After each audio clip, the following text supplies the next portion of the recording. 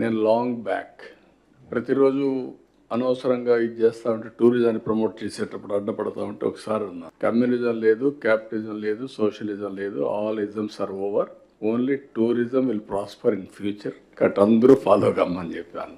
అప్పుడు నా మీద కమ్యూనిస్టు విరుచుకుపడ్డారు. కమ్యూనిజం లేదంటారు మీరు, ఇట్ ఈస్ రియాలిటీ, చాలా దేశాల్లో ఉందంటే కాదు, ఇంకంతా కూడా మెటీరియలిస్టిక్ హ్యాపీనెస్ వస్తుంది తప్ప సంపద, పేదరిక నిర్మూలన ఇవి వస్తాయని చెప్పాను.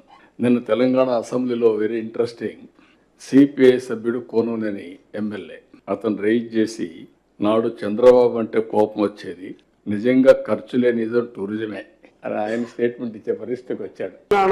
దీన్ని ఒక టూరిజం హబ్గా చేయొచ్చు. అప్పుడు చంద్రబాబు గారు ఇక ఏ ఇజం లేదు టూరిజమే అనేవాడు. అప్పట్లో అందరూ మాకు కోపం వచ్చేది, ఏ ఇజం లేదు అంటున్నాడని. కానీ నిజంగా ఖర్చు లేని ఇజం ఏదైనా ఉందంటే టూరిజమే అధ్యక్ష.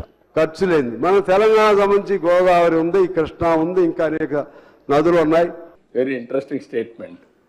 కమ్యూనిజం, క్యాపిటలిజం, సోషలిజం అని నేను ఒకరోజు చెప్పాను. ఇజమ్స్ అన్ని అయిపోయినాయి, భవిష్యత్తులో ఉండబోయేది ఒకే ఇజం, అది టూరిజం అని నేను ఎన్నోసార్లు చెప్పాను.